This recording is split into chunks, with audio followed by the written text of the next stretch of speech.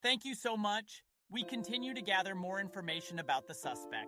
Here's a video provided by our Fox 26 Houston team, showcasing the home belonging to Jabbar. We do continue to learn a lot more about the suspect. This is video provided by our Fox 26 Houston team that does show the home belonging to Jabbar.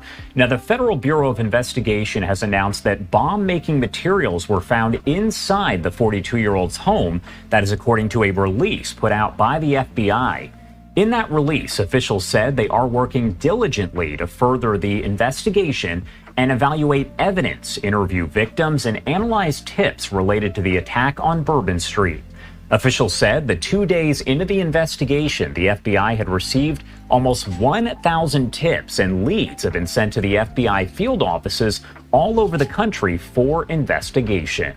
FBI officials stated that as of Thursday, all evidence recovery along Bourbon Street and a short-term rental home over in New Orleans that was used by Jabbar have been completed. While over at the location of that short-term rental, FBI officials said bomb-making materials, which were rendered safe, and other items were found and collected for further processing. FBI special agents located similar materials, they say, at the search of Jabbar's home that is over on Crescent Peak Drive in Houston, and you can see some of the video there on your screen. The Bureau of Alcohol, Tobacco, Firearms determined that Jabbar was the only person who could have had access to the home when the fire was set. The ATF also determined that Jabbar set a small fire in the hallway and strategically placed accelerants all throughout the house in his effort to destroy it and other evidence of the crime. However, officials said that after Jabbar left the home, the fire burned to a point that it did extinguish itself prior to spreading to other rooms, allowing for the recovery of evidence, including precursors for bomb-making material and a privately made device suspected of being a silencer for a rifle. Evidence collected from multiple sites are being evaluated to further the investigation.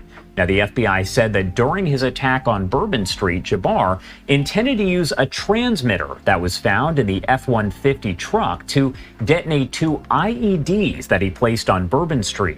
The transmitter, along with 2 firearms connected to Jabbar, is being transported to the FBI lab for additional testing, as well as clothing and shell casings from the truck. FBI personnel also evaluating terabytes worth of video and other data collected by street cameras that are monitored by the New Orleans Real-Time Crime Center. The FBI said they are continuing to surge resources from across the country to assist the field office in New Orleans, in addition to FBI special agents and personnel based in Louisiana. More than 200 additional personnel have been brought in to assist in the investigation in order to process evidence, support victims, and investigate leads and tips. Personnel support includes, but is not limited, we're told, to special agents, victim specialists, evidence technicians, specially trained crisis management personnel, and intelligence analysts. The FBI says the number of victims killed in the attack does remain at 14 people, with a total of 35 others injured. Officials said they expected the number of injured to rise as additional people either take themselves to hospitals with injuries or ask for assistance from the FBI. The investigation into the attack ongoing, and officials said they will provide additional details as necessary.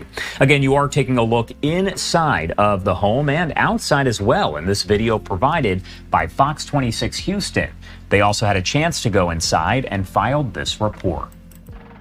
Following a 17-hour investigation at Shamsuddin Jabbar's mobile home in North Houston that began on Wednesday, the FBI returned on Friday to continue searching his home. It could be that they felt they overlooked something, or as a result of the search, they found something within documents or a piece of forensic or physical evidence that caused them to say, hey, we need to go take another peek. The Harris County Bomb Squad also showing up and collecting evidence. A car was also towed during the second Houston investigation.